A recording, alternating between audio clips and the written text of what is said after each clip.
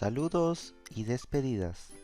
Bienvenidos a la lección número 1 del curso para principiantes A1.1. En esta lección vamos a aprender a saludar y a despedir.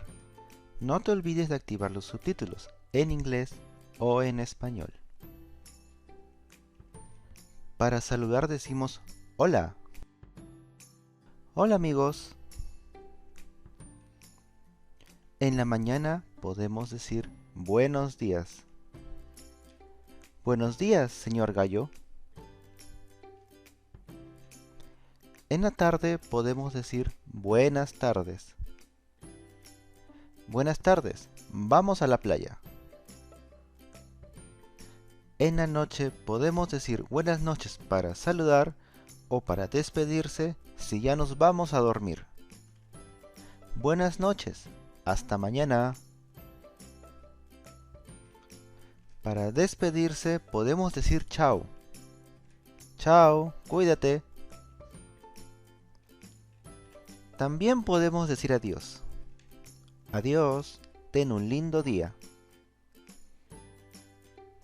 Si nos vamos a ver más tarde, podemos usar hasta luego. Hasta luego, nos vemos más tarde. Si nos vamos a ver dentro de poco tiempo, podemos despedirnos usando hasta pronto. Hasta pronto, nos vemos la otra semana.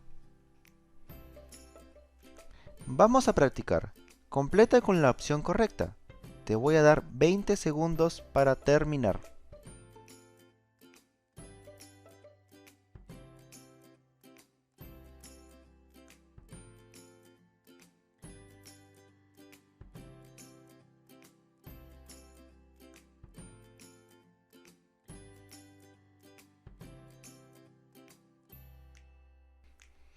Muy bien, vamos a ver las respuestas.